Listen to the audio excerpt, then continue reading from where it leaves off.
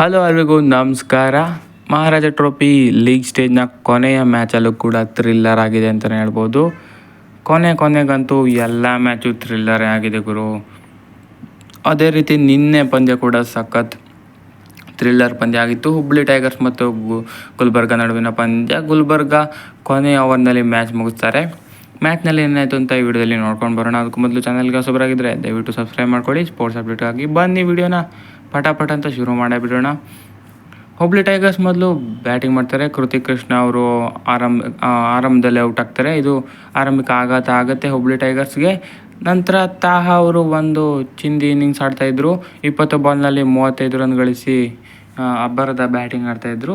Unfortunately ಅವರು out ಆಗ್ತಾರೆ. 43ಕ್ಕೆ 2 ಹೋಗುತ್ತೆ. ಹಾಗೆ ಅನೀಶ್ವರ್ ಗೌತಮ್ ಕೂಡ ಬೇಗ ಔಟ್ ಆಗಿಬಿಡ್ತಾರೆ.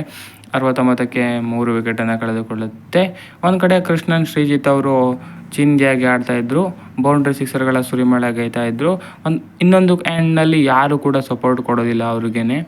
ಇವರೊಬ್ಬರನ್ನೇ ಇನ್ನಿಂಗ್ಸ್ನ ಸಖತ್ತಾಗಿ ತಗೊಂಡು ಹೋಗ್ತಾಯಿದ್ರು.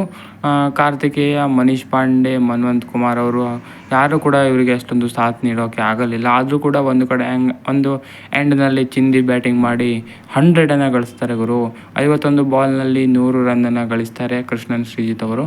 ಇವರ ಈ ಬೊಂಬಾಟ ಆಟದಿಂದ 179 ರನ್ಗಳ ಮೊತ್ತವನ್ನು ಕಲೆ ಹಾಕ್ತಾರೆ ಹುಬ್ಳಿ ಟೈಗರ್ಸ್ ತಂಡ.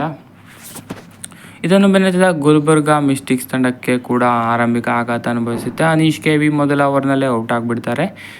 ನಂತರ ಶರತ್ ಬಿಆರ್ ಮತ್ತು ಲವ್ನಿತ್ ಸಿಸೋದಿಯಾ ಅವರು ಕೂಡ ಪಟ ಔಟ್ ಆಗಿಬಿಡ್ತಾರೆ.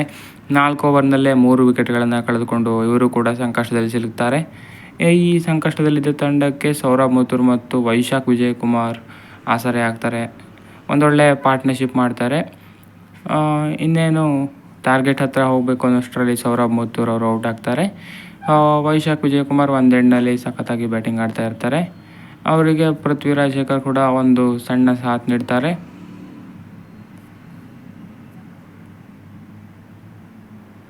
ಸೊ ನಂತರ ಚೆನ್ನಾಗಿ ಆಡ್ತಿದ್ದ ವೈಶಾಖ್ ವಿಜಯಕುಮಾರ್ 51 ರನ್ ಗಳಿಸಿ ಔಟ್ ಆಗ್ತಾರೆ. 33 ಬಾಲ್ನಲ್ಲಿ 51 ರನ್ ಗಳಿಸ್ತಾರೆ. 7 ಬೌಂಡ್ರಿ ಹಾಗೂ 1 ಸಿಕ್ಸರ್ ಸಹಿತ.